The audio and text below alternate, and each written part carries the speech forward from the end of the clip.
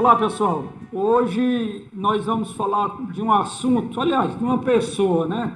Que sem sombra de dúvidas, talvez depois do grande chefe, depois de Lampião, seja a pessoa mais falada da época do cangaço. Só que nós vamos tratar dessa pessoa de uma forma diferente. Por que que eu digo uma forma diferente? Porque muita gente conhece ela apenas por um lado. E nós hoje vamos tentar conhecer pelo outro lado. Ela é muito conhecida pelo nome de Dadá, mas ela também é uma pessoa que nasceu no sertão, uma menina sertaneja, assim como tantas outras que integraram os bandos de cangaço na época. E depois que o cangaço acabou, ela voltou a ser a Ségia. Ela deixou de ser a Dadá. E isso é uma coisa muito importante para a gente tratar disso. Por quê? Porque muita gente mistura o personagem com a pessoa verdadeira. E hoje a gente vai estar conversando com a minha amiga Ilana, que para mim é um prazer muito grande ter você aqui, Ilana, conversando comigo, conversando com a gente, né? E queria que você dissesse quem você é, para as pessoas que vão assistir a gente, nada melhor do que você mesmo dizer do que eu. Eu quero agradecer a você pelo convite. Realmente, para mim, eu fico extremamente feliz, né, em ter essa oportunidade de estar falando aqui contigo. E, assim, o meu nome é Ilana, né, eu sou bisneta de Corisco e Dadá. Eu sou neta de Maria Celeste, que é filha do casal Corisco e Dadá. Dadá, ela fez o parto da minha mãe em Indaiá. Na verdade, o parto da minha avó, Maria Celeste, né, que nasceu a minha mãe, e aí no dia do parto, a minha avó, Maria Celeste, fez assim: mamãe, a senhora não pode criar os seus filhos, não pode me criar, eu vou estar dando a minha filha para a senhora cuidar, criar, como se fosse sua filha. E aí ela deu a minha mãe, né, para que minha avó Dadá pudesse criar. Então, minha avó criou a minha mãe como filha, nem como neta, como filha. Então, por isso que eu tenho até mesmo esse costume de me referir a ela como vó, né? Porque ela foi mãe da minha mãe. E eu cresci, né, chamando ela de vó, nunca assim tive aquela coisa, bisa, não, era minha avó. E que eu tenho também como uma segunda mãe, porque ela teve uma participação, assim, muito intensa na minha vida, né? Ela foi quem também ajudou a me criar, juntamente com a minha mãe. O meu pai, ele viajava muito a trabalho, né? Então, eu ficava a maior parte do tempo com a minha mãe na casa da minha avó, Dadá. Então, foi ela que me deu meu primeiro banho, foi ela que cuidou do meu umbigo, convivi com ela até os meus 14 para 15 anos de idade. E eu tenho muitas coisas, assim, bacanas que eu vivi com ela. Foi muito intensa a nossa história, a minha história com ela, né? Como neta e vó. Ilana, quando você era criança, adolescente, né? Você convivia com ela até os 14 Sim. anos. Alguma vez ela conversou com você de como foi a infância dela? Sim, ela me contava assim, muitas histórias assim, dela com os irmãos, né? Que eles brincavam muito. Me contou até mesmo uma história de lobisomem que eu nunca me esqueço, até o dia de hoje eu nunca me esqueço, que o pai dela, ele trabalhava muito, ele fazia coisas de farinha, né? Tinha casas de farinha também, e tinha alguns bichinhos que eles criavam, né? Eles viviam disso. E aí ela me falou que o pai e a mãe dela saiu, não sei se foi para algum lugar próximo, de alguma cidadezinha próxima, e aí deixou ela tomando conta dos irmãos. E aí ela disse que eles estavam tudo assim trancadinho em casa, né? E naquela época não tinha energia elétrica como a gente tem hoje. Era aquelas coisas de candeeiro, com aqueles lampiãozinhos. E aí eles estavam dentro de casa e eles ouviram um barulho do lado de fora. Ela disse que era um lobisomem. E que o lobisomem estava arranhando a porta da casa, querendo entrar para pegar eles. E assim, ela falava muito assim que ela tinha muito amor aos irmãos, né? Que eles eram tudo quase da mesma idade, né? Então, falava assim, que brincava de boneca, que as bonecas dela eram diferentes das minhas. As minhas eram mais sofisticadas, assim que ela dizia, né? Que a minha era mais arrumada, que as bonequinhas daquela época eram bonequinhas que elas faziam na mão, elas criavam aquelas bonecas, pegavam restinhos de tecido, e aí fazia aquele enxertozinho das bonequinhas, e costurava, e pegava a palhinha e fazia o cabelinho, coisinhas assim ela falava para mim. Isso aí que você está dizendo, Ilana, Que é bom que as pessoas prestem bem atenção, porque a gente está vendo aí a vida de uma menina Sim, comum do sertão, né? Que nunca, sim, jamais na vida dela, ela imaginava que um dia ela fosse viver aqueles anos tão difíceis que foram os anos que ela passou no cangaço, que foi uma das sim, mulheres que passou mais tempo.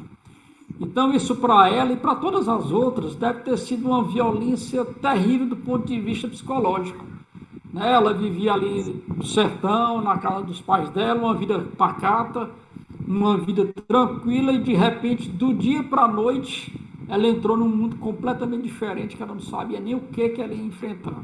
Ela falou o que ela dizia para você, do que ela sentia quando ela lembrava dos anos que ela passou no cangaço. eu digo a você que ela se emocionava muito, né? Quando você deve conhecer, acho que um disco de vinil que foi feito por um cangaceiro, Volta que ele seca. cantava algumas músicas, né? E nesse disco retratava também algumas partes da história nesse disco. E meu pai também, o meu pai, como ele era muito assim, fã da minha avó, da história dela, ele chegou a comprar esse disco de vinil. E aí ela pedia para que a gente colocasse o disco para ficar ouvindo aquelas histórias, né? Só que assim, todos sabem, aliás, na verdade, algumas pessoas sabem que minha avó, ela tinha diabetes, né? Então, quando ela se emocionava muito, o diabetes subia demais, o açúcar subia, então ela ficava, né, passando muito mal. Então, quando ela ouvia esse disco, ela ficava ali lembrando e ela chorava muito, ela ficava bastante emocionada. Eu sinto assim que ela gostava muito de falar sobre a vida dela. Ela gostava, ela tinha prazer em falar do que ela viveu, né? Como se ela quisesse assim, tipo, dar exemplo de uma certa forma do que ela viveu e que ela hoje ela era, né? Que tipo assim, que aquela vida sofrida ou aquela vida que ela tinha que trocar tiro para sobreviver e que hoje ela estava vivendo uma vida mais tranquila, que ela não precisava fugir da polícia, fugir de ninguém, né? Então, assim, ela gostava de falar, né? O que ela conseguiu é, superar. Mas, de um certo ponto, aquilo ali também ela trazia um certo sofrimento para ela, né? Ela se emocionava muito. Tinha certas entrevistas que eu, quando estava presente, assim, que eu via, ela chorava, às vezes tinha que cortar, ela não queria que botasse ela chorando, sabe? Porque ela sempre teve aquela coisa, assim, daquela mulher firme, aquela mulher que tenho que mostrar para todo mundo que eu sou aquela mulher durona, porque tem que ser durona para sobreviver. Mas no fundo, não era isso. Ela tinha os sentimentos, ela sofria muito também quando ela falava, quando vinha essas lembranças. E Lana, quando você conversava com a sua avó, que você disse aí que ela se emocionava bastante, eu imagino, porque as pessoas, todas que eu conversei, todas se emocionaram. Você acha que se ela pudesse, apesar do que ela sentiu por Curisco, ela amou o Curisco, é um dos poucos casais que eu posso dizer que realmente tiveram um entrosamento grande, né? Você acha que se ela pudesse escolher, depois que tudo passou, ela Sim, viveria aquela vida novamente ou não? não. Ela não viveria aquela vida novamente, eu tenho certeza absoluta. Porque ela dizia que aquilo ali não era vida para ninguém. Que o que ela gostava daquela vida era a união deles, que eles eram extremamente muito unidos e que eles se respeitavam entre si, a ponto de que, se existisse algum tipo de traição entre eles, como houve dentro, né, da mulher trair seu marido, então aquilo para eles ali era como se fosse um fim, né? Eles não admitiam traição entre eles. Então, uma coisa que ela falava muito assim, que ela achava muito bonito naquela época, que ela sentia falta no mundo de hoje, era isso aí. Era a lealdade, era o cuidado entre eles eram muito, extremamente unidos, eles dividiam as coisas entre si, entendeu? Então, coisas que ela dizia que hoje, no mundo hoje, eu não vejo isso, né? Mas que entre eles existiam muito isso aí. Isso é uma coisa importante, é uma coisa de pessoas de fibra, né? Onde a Sim, palavra entre eles valia mais do que qualquer coisa.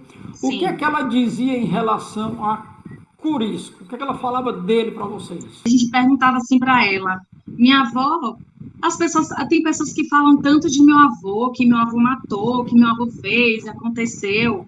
Aí ela dizia assim, minha filha, naquela época, se a gente não matasse, a gente não vivia.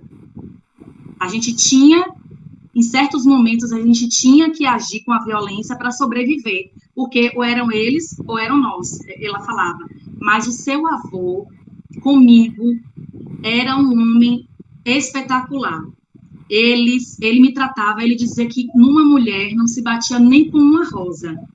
Ele me tratava muito bem, ele tinha muito zelo por mim, ele não alterava a voz em momento nenhum, até porque ela dizia que meu avô, ele sempre falava muito baixinho, que ele tinha aquela voz muito mansa, então ele falava baixo.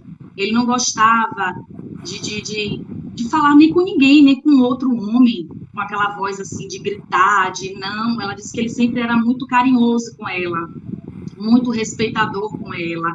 E eles, assim, ela sempre foi muito mais, assim, arisca, né? Naquela forma mais brava, por ela também ter as origens indígenas, aquela mulher mais forte, mais... E ele não, ele já era um homem mais, assim, mais pronto no sentido, assim, ele já tinha uma vivência, uma casa, uma coisa assim, ele já trabalhava, e ela não teve essa... Ela foi bem da roça, do mato, né? Então, ela dizia que ele tinha toda a paciência do mundo com ela, que ele era um amor de pessoa com ela. E existe uma história, mano, de um apelido que ela tinha. Se eu não me engano, Sussuarana, que é uma onça. Que é uma onça. Isso seria mais ou menos por conta disso que você está dizendo. Dela ser uma pessoa altiva, e eu acredito que isso devia ser desde criança. Uma característica da pessoa. Dessa de... Não é uma pessoa que, digamos, não leva desaforo para casa. Ela tinha a altivez dela. Né? Acredito que seja mais ou menos por conta disso. E o que é que ela dizia a respeito de Lampião? Porque, pelo que a gente sabe, Lampião chegou até a dizer: eu confio mais em Dadá do que qualquer pessoa aqui dentro. Ela falava alguma coisa sobre o Lampião? Olha, minha avó tinha um carinho, um respeito, assim, muito grande por Lampião. Coisa que deixava a gente, assim, bastante, assim, curiosa, sabe? Porque ela dizia, assim, que ele era como um pai, que ele era um homem extremamente justo, que ele era um homem extremamente justo, que ele era como um pai, que era um homem extremamente também respeitador, ela falava, e que ela tinha muito carinho por ele, a ponto de que eu nunca me esqueço. Tem uma música de Alceu Valença que, quando a gente escutava, ela associava essa música a lembrar de Lampião. Ela dizia, toda vez que eu ouço essa música, não sei porquê, mas eu lembro de Lampião. Eu acho essa música a cara de Lampião. É aquela música da manga rosa, quero gosto, sumo, essa melão maduro, sabe? Não sei porquê, dizia minha avó, mas por que ela fez? Não sei dizer. Eu ouço essa música, eu lembro de Lampião. Ela dizia que fazia uma associação a essa música Lampião. Deve ser por conta da natureza, do sertão, né? Que essa música aí retrata as coisas mais da essência mesmo do sertão, né? Então, eu achava super interessante essas coisas que ela tinha, assim, sabe? Eu sei perfeitamente que ser descendente de um cangaceiro, de um volante e de um coiteiro não deve ser fácil. Né, não? Eu, inclusive, já falei disso várias vezes, porque isso envolve sentimentos. Indiferente do que aconteceu naquela época. O que aconteceu é passado. Mas muitas pessoas não entendem que hoje a história é outra. Né? Hoje a história, quer dizer, o que aconteceu lá de violência aconteceu, ninguém pode mais mudar o que aconteceu. Só que muita gente não sabe separar isso. Isso é uma coisa terrível. O que é que vocês, como familiares, principalmente você como mulher, o que é que você sente quando vê algumas pessoas tentarem puxar o que aconteceu naquela época para atingir vocês? Como é que vocês sentem isso? Olha, Derval, foi até bom você tocar nesse assunto, porque diante de vários historiadores, pesquisadores, né, assim como você que estuda a história, que já entrevistou diversas pessoas, você foi o único que até hoje eu vi, né, se prostrar, falar que as pessoas se colocassem no lugar, né, dos descendentes, né, independente de ser volante, que seja cangaceiro, que seja qualquer pessoa daquela época, né, porque, assim, realmente é muito desgastante, é muito triste, sabe? Tem momentos que eu fico, assim, extremamente muito chateada quando eu vejo certos comentários, né, porque as pessoas, elas querem julgar um passado, uma época, uma cultura, né, que você vê, aquela cultura daquela época não quer dizer que ela permaneça daquela mesma forma. Ela mudou um pouco, né? Ela mudou. Não que o sertanejo passou por diversas mudanças. Todo mundo sabe disso, né? Você vai hoje no sertão, você vê sertanejo, as pessoas do sertão, pode ser do mais humilde que seja, eles já têm a questão da tecnologia, então isso muda um pouco a característica das pessoas, a forma como ela pensa, a forma como ela acha as coisas. Então, a gente não pode julgar uma época de hoje, tá me entendendo? Então, assim, não acho correto o que eles faziam, em alguns pontos, não acho, não estou aqui para dizer que cangaceiros são deuses, são maravilhosos, são corretos e que a volante não presta, não. Mas eu acho assim que as pessoas, elas devem não só respeitar uma época, respeitar aquelas pessoas que existiram naquela época, né, que sofreram um momento, que sofreram uma revolta, né, e assim, o que passou, passou. Eu não tenho culpa do que o meu avô fez, porque assim, as pessoas não procuram ver hoje mais, o que que Curisco fez de bom? O que que Curisco, como é que Curisco era com Dadá? Como é que Curisco era com as pessoas?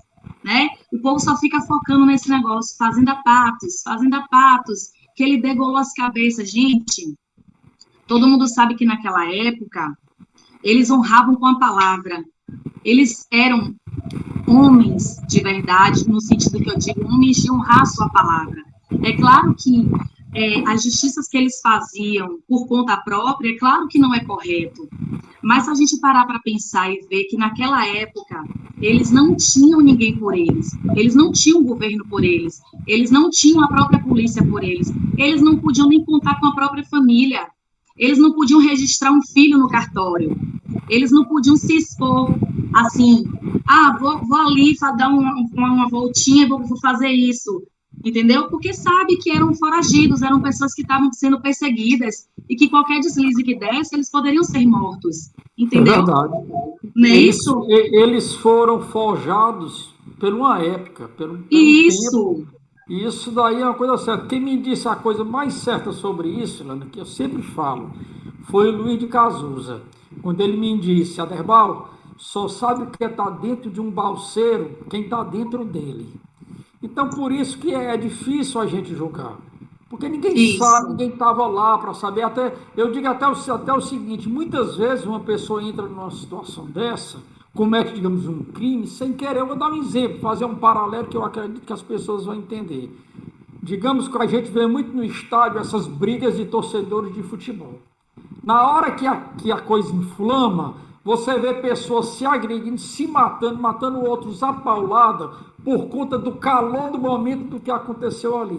Mas eu tenho certeza que em situações normais, muitas daquelas pessoas jamais cometeriam aqueles atos.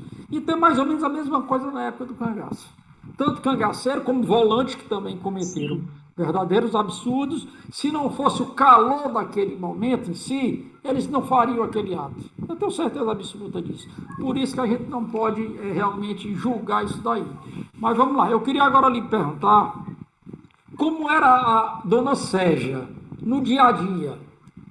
Como era ela com vocês em casa, com as pessoas que iam conhecer ela? Por exemplo, se eu chegasse aí, qualquer outra pessoa, dona Ségia, eu vim aqui lhe conhecer. Como é que ela recebia? Como era isso aí? Olha, minha avó era uma mulher extremamente ativa, muito ativa. Eu digo a você assim, que eu nunca na minha vida vi minha avó dormir. Minha avó cochilava, e é sério. Juro mesmo. Ela cochilava. Devido à vida, que ela não podia pegar aquele sono profundo, então foi acostumando, né, com o decorrer do tempo, e assim ela não dormia. A hora que eu acordasse na madrugada, porque a gente dormia muito juntas, né? Então, a hora que eu acordasse na madrugada, ela vai fazer o quê, minha filha? Aí ela já estava sempre, qualquer zoadinha, ela estava sempre muito ativa. De manhã, ela levantava cedo, e aí ela ia tomar o banho dela, mandava fazer as coisas, ajudava a menina, né, que ela criou, e aí fazia o café, aquelas coisas, a gente comia, ela já ficava providenciando o que ia fazer para almoçar, né? Então ela era uma mulher muito ativa com as coisas dela.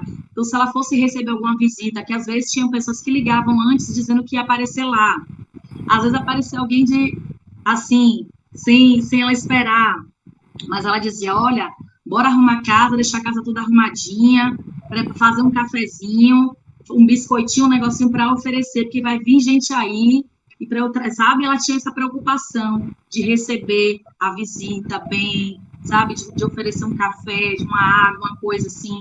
Então, ela era uma pessoa muito receptiva, né? Ela era uma mulher muito assim, e principalmente quando ela gostava de uma pessoa, Ave Maria, ela tomava aquilo ali e ela achava, e assim, ela dizia que se ela gostasse de você, Aderbal, ela já tinha você como um filho. Ela dizia que você era filho dela, sabe? Ela tinha muito isso. Então, assim, aquela mulher ativa, que gostava de animais, de plantas, louca, apaixonada por plantas, ela. Cuidava das plantinhas dela, das coisas dela. E uma coisa, Aderbal, que eu vou até falar para você já nesse negócio aí, né? A gente já fala sobre isso. Eu acho engraçado que naquela época eles usavam aqueles embornais, né? Aquelas bolsas. Engraçado que minha avó, ela não usava embornal, mas para você ver como ela trazia aquela coisa do cangaço. Ela tinha uma sacola que de vez em quando ela mandava fazer uma sacola, porque às vezes desgastava. Se ela saísse da cama, ela carregava, ela tipo a muleta e carregava essa sacola para onde ia. Se ela fosse atender a porta, a sacola estava do lado.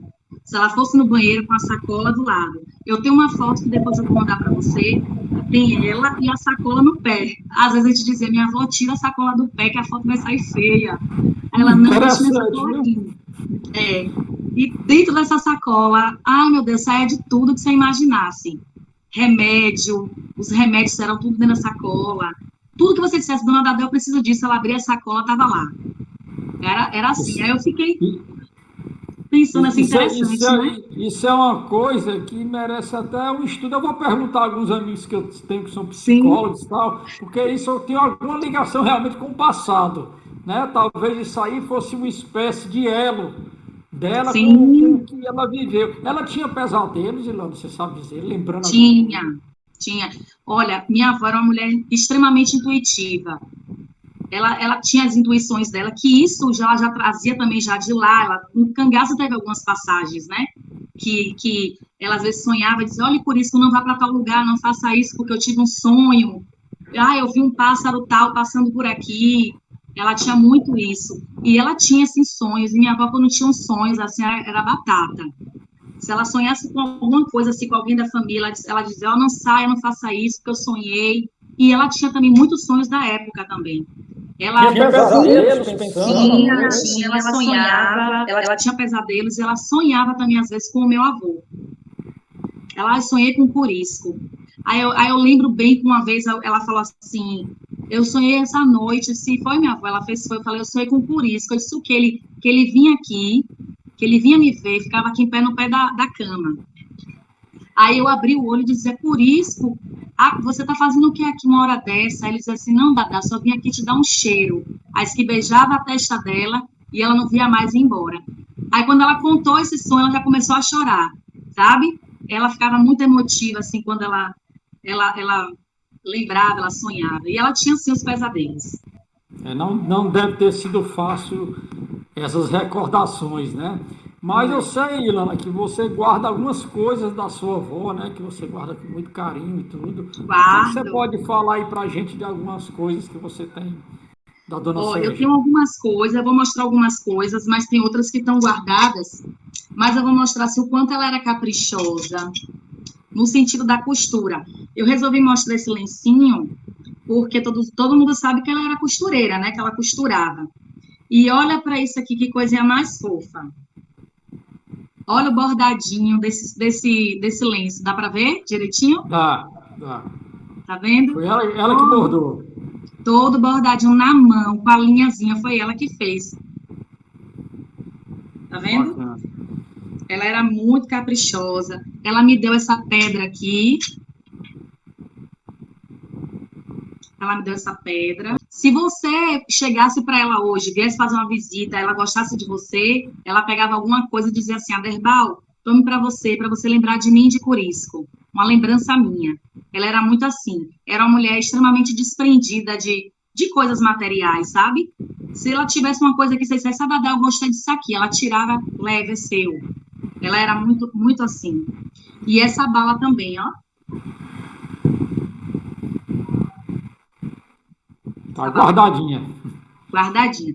E as muletas que ela usava, que aqui era a segunda perna dela, né? porque todo mundo sabe que ela perdeu a perna no último dia que ela esteve com meu avô, ele ainda vivo. Essa amuleta também aqui, uma coisa muito interessante é que ela, por não ter uma perna, você acredita o quanto ela era desconfiada?